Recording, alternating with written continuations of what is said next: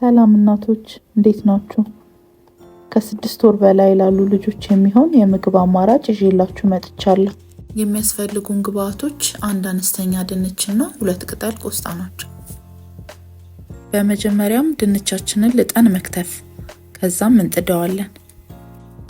ድንች ለልጆቻችን የሚሰጣቸው ጥቅሞች መካከል ጤናማ የሆነ የኃይል ምንጭ ነው። በውስጡም ቫይታሚን ሲ ስለያዘ በሽታ የመከላከል አቅማቸውንም ይጨምርላቸዋል። ፋይበርን በውስጡ ስለያዘ የምግብ የመፈጨት ሂደትንም ያሻሽላል። ፖታሺየም በውስጡ ስላለው ደግሞ ለጤናማ የነርቭና የጡንቻ እድገት ይረዳል። ድንቹ ለመብሰል ሲቃረብ የታጠበ ቆስጣችንን ጨምረን አንድ ላይ እናበስላለን።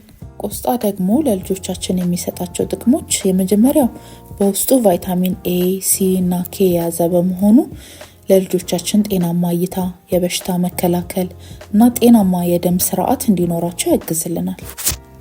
ሁለተኛው ደግሞ በውስጡ አይረን፣ ካልሲየም እና ማግኒዥየም የያዘ በመሆኑ የአጥንት ጤናና እድገትን ያሻሽላል። ሶስተኛው ደግሞ በውስጡ ፋይበር ስላለው ለጤናማ የምግብ መፈጨትና የሆድ ድርቀትንም ለመከላከል ያግዛል።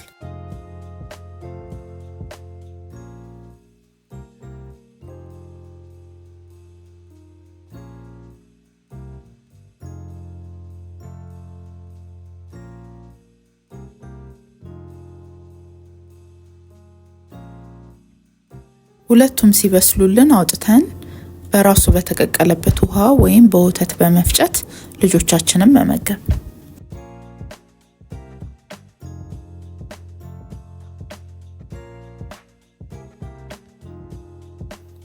ስለተከታተላችሁኝ አመሰግናለሁ።